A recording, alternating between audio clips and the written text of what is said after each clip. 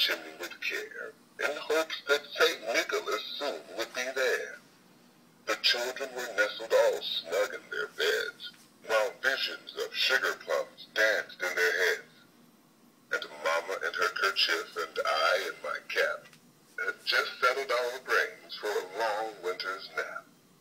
When out on the lawn there arose such a clatter, I sprang from the bed to see what was the matter.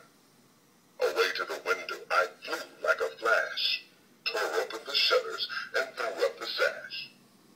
The moon on the breast of the new fallen snow gave the luster of midday to objects below, when what to my wondering eyes should appear but a miniature sleigh and 8 tiny reindeer, with a little old driver so lively and quick, I knew in a moment it must be Saint Nick.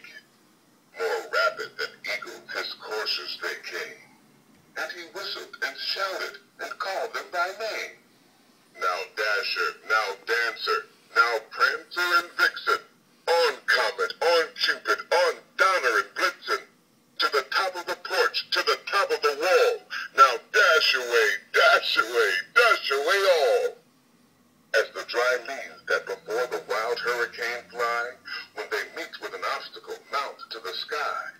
So up to the housetop the coursers they flew, with the sleigh full of toys, and St. Nicholas too. And then in a twinkling I heard on the roof the prancing and pawing of each little hoof. As I drew in my head and was turning around, down the chimney St. Nicholas came with a bound. He was dressed all in fur from his head to his foot, and his clothes were all tarnished with ashes and soot. A bundle of toys he had flung on his back, and he looked like a peddler just opening his pack. His eyes, how they twinkled, his dimples, how merry. His cheeks were like roses, his nose like a cherry. His droll little mouth was drawn up like a bow, and the beard of his chin was as white as the snow. The stump of a pipe he held tight in his teeth, and the smoke it encircled his head like a wreath. He had a broad face and a little round belly that shook when he laughed like a bowl full of jelly. He was chubby and plump, a right jolly old elf, and I laughed when I saw him in spite of myself. A wink of his eye and a twist of his head soon gave me to know I had nothing to dread. He spoke not a word, but went straight to his work, and filled all the stockings, then turned with a jerk, and laying his finger aside of his nose, and giving a nod, up the chimney he rose.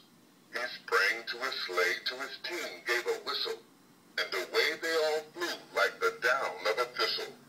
But I heard him exclaim, ere he drove out of sight, "Happy Christmas to all, and to all a good night."